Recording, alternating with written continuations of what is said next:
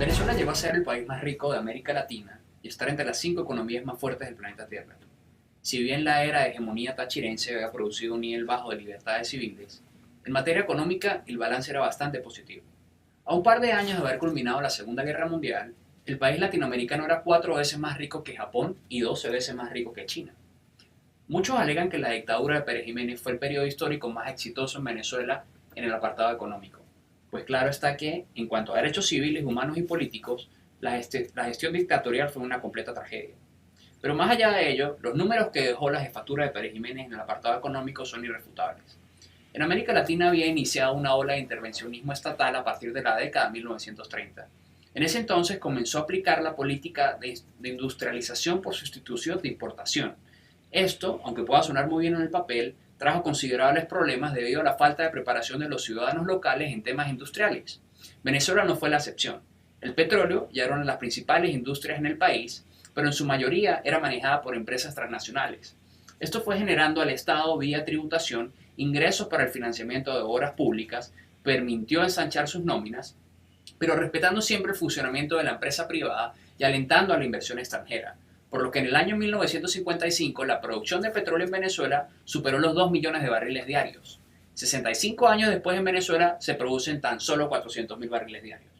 En ese sentido, el gobierno de Pérez Jiménez logró mantener un gran equilibrio macroeconómico que se vio reflejado con un sostenido crecimiento. El Producto Interno Bruto creció a un ritmo promedio del 9.4% anual durante su gestión y la inflación fue de tan solo 0.7%. La diferencia fundamental entre la época democrática venezolana y el chavismo resulta que la primera premió a élites empresariales construyendo todo un sistema proteccionista y socialista donde los ciudadanos debían adquirir sus bienes de consumo de estas élites cercanas al gobierno o empresas estatales, no por eficacia, no porque sus productos fueran los mejores, sino porque era lo que había y porque se habían establecido aranceles a la importación, en ocasiones del más del 100%, para así privilegiar el consumo interno. Si en la era democrática se enriqueció una pequeña élite de familias, en su mayoría de la capital, con el chavismo quienes se enriquecieron fueron los militares. En ese sentido, el chavismo no cambió las condiciones de estructuración económica, lo que hizo fue cambiar a los protagonistas. En el pasado se decía que los empresarios, como el caso de Gustavo Cisneros, eran quienes elegían a los presidentes, pues ahora la ecuación se ha modificado. Al brindarle a los militares el manejo de los medios de producción, se convierten ellos en el principal poder económico, a la vez que poseen el monopolio de las armas. Esto blinda por completo cualquier intento de derribar a la tiranía chavista con un golpe militar, pues el chavismo es en sí los mismos militares. En ese sentido, la diferencia es casi estética. En el pasado, los ricos eran los empresarios, hijos de familias acomodadas de Caracas y algunas del interior, quienes negociaban con el Estado y generaban su fortuna. En la actualidad, los ricos son los militares del chavismo, que sin duda alguna son mucho más ineficientes y corruptos que los empresarios del pasado, pero esto no deja de ser un simple cambio de actores y no un cambio de estructuración económica. Incluso, se debe profundizar mucho más, pues en la actualidad se ha difundido el mito de que en el pasado Venezuela era un país ejemplar, de oportunidades, una economía sólida, fortificada, toda una potencia, y esto es relativamente falso. Sí, se creó una clase media pudiente, pero seguía habiendo mucha pobreza, no había democratización del capital y los recursos del Estado nunca alcanzaron para todos, porque un Estado benefactor nunca podrá sustituir la fuerza laboral y productiva de toda una nación. Yo mismo fui víctima de este engaño la mayor parte de mi vida.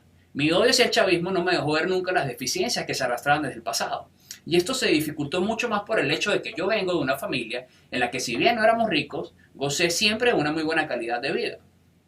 En Venezuela, lo que hubo fue un espejismo de abundancia y solidez, que se creó a partir del enorme gasto público del Estado que generó los ingresos del petróleo. Ya en el año 62, la producción petrolera en el país superó los 3 millones de barriles diarios. En este entonces, la explotación era en su mayoría privada y los ingresos al Estado eran vía impuestos. Esto se potenció más adelante cuando se presentó el aumento sin precedentes de los precios del crudo, cuyo barril pasó a costar de $2 en aquel entonces a $14. Esto ocurrió en el primer periodo presidencial de Carlos Andrés Pérez, donde el país recibió el nombre de la Venezuela Saudí, gracias al excedente de ingresos que propició la guerra de Yom Kippur. Fue Carlos Andrés, más allá de los Rómulo Betancourt, Raúl Reoni o Rafael Caldera, el padre de este megastado regalón, burócrata e ineficiente y el creador de este pensamiento parasitario que arrastraría a Venezuela décadas después a la miseria y le cortaría la cabeza a su propio padre. Para comprender esto mejor, hay que volver al pasado y evaluar los indicadores económicos de las décadas anteriores, desde el año 1951. Cuando Pérez Jiménez tomó el poder, se creó una estructuración económica sólida que perduraría durante los primeros años de la democracia. Hasta el año 73 los precios del petróleo se mantuvieron estables. Esto permitió, al margen de que cada vez se fue agrandando el tamaño y las atribuciones del Estado, un ejercicio fiscal responsable y un gasto público equilibrado. Durante estas 2 décadas, Venezuela presentó una de las inflaciones más bajas del mundo. La interanual promedio fue de 1.6% con una tasa de crecimiento del PIB de 5.7%, que fue acompañada por un tipo de cambio fijo. Hasta ese año, el 73, hubo un manejo no ideal, pero sí parcialmente correcto de los recursos que ingresaban a la nación, y a pesar de las evidentes posturas socialdemócratas o socialcristianas de los partidos que manejaban la política nacional, el Estado benefactor y estatista todavía no se había desarrollado en su máxima expresión. Había un proteccionismo notable en diferentes áreas económicas, pero el contexto en general era positivo. Esto se mantuvo así hasta el conflicto anteriormente mencionado, el de Yom Kippur, una guerra entre una coalición de países árabes contra Israel que curiosamente cambiaría para siempre el destino de Venezuela. El desarrollo del conflicto, en el que se ven inmiscuidos varios países exportadores de petróleo, no solo aumentaría los precios del crudo, sino que además convertiría a Venezuela en uno de los principales aliados comerciales de Estados Unidos. Esto ocurrió debido a que los norteamericanos siempre han sido socios estratégicos de Israel. Por ende, los países árabes deciden dejar de exportar petróleo a la primera potencia mundial. Y Venezuela, además de tomar ese gran mercado, lo hace en una época de conflictos con precios exorbitantes. Esta situación, que vista en el corto plazo podría significar un escenario inmejorable para cualquier país, representó el inicio del cáncer ideológico que más adelante transmutaría hasta llegar al chavismo. El conflicto que se desarrollaba en la otra mitad del mundo abrió las agallas de Carlos Andrés Pérez al observar los grandes ingresos por vía del petróleo. Así empezó a tomar forma la idea de nacionalizar por completo el subsuelo venezolano. En el año 74 la abundancia de recursos producidos por el petróleo comenzó a formar un estado con esteroides, que poco a poco iría desplazando al sector privado. A través de sus instituciones, el Estado otorga créditos subsidiados, estímulos a la inversión doméstica y se decreta el aumento arancelario de las importaciones, junto a la provisión en otros rubros para proteger a las empresas locales, a su vez que invierten en empresas públicas para producir insumos industriales. Fue tanto así que incluso Carlos Andrés condonó la deuda de ganaderos del país en lo que llamaron el borrón y cuenta nueva. En un principio hubo intención de ahorrar el excedente de ingresos, incluso se creó el Fondo de Inversiones de Venezuela. Pero eso sería simplemente anecdótico. Carlos Andrés Pérez emprendió una serie de reformas y proyectos que incluyeron nacionalizaciones estratégicas en la industria petrolera, en el campo del hierro y aluminio. Esto fue progresando hasta que el presidente finalmente decretó la nacionalización absoluta del petróleo venezolano, el 1 de enero del 76, la cual sería a largo plazo la peor decisión económica tomada en la historia de Venezuela. A partir de esta nacionalización, Carlos Andrés Pérez siente que tiene dinero para financiar todo lo que su cerebro puede soñar. El gasto público se multiplica de una forma abismal, presentó un incremento del 96,9% en términos reales entre el 73 y el 78, y entonces tarde o temprano termina ocurriendo lo lógico. Los precios del petróleo caen, los grandes proyectos iniciados, empujados por el excedente de ingresos, no pueden continuar siendo financiados, todo se paraliza, y el Estado debe endeudarse hasta más no poder, generando a largo plazo un efecto dominó que termina destruyendo la economía. Durante ese periodo, el endeudamiento del Estado pasó de representar el 8,4% del PIB en el 73 al 23,7% solo en 5 años. Lo que hizo Pérez no fue muy diferente a lo que hace una persona de nula o poca preparación intelectual. Se gana la lotería, se cobra el dinero y empieza a gastarlo sin pensar en el mañana. No genera inversiones a largo plazo, por el contrario, todo el dinero se derrocha con escasos o nulos controles, muchas veces en suntuosidades o elementos innecesarios hasta que poco a poco comienza a acabarse. Sin embargo, ya se han creado ciertas expectativas de vida elevadas y hábitos de consumo en quienes dependen del ganador de la lotería. Entonces, a pesar de que el dinero se agota, el gasto no para y si es necesario endeudarse para continuar gastando, se hará hasta que definitivamente se llegue a la quiebra. No en vano, cuando llega Luis Herrera Campins al poder, pronuncia la frase "recibe un país hipotecado", lo cual visto desde una perspectiva objetiva es un completo despropósito, puesto que Carlos Andrés manejó una cantidad casi ilimitada de recursos y los dilapidó de forma populista, mediocre, centralizando toda actividad económica en manos del Estado y el petróleo, y sin establecer ni impulsar estructuras para diversificar la economía nacional. Exactamente es el mismo guión que repetiría Hugo Chávez unas décadas más adelante, con un barril de petróleo por encima de los $100.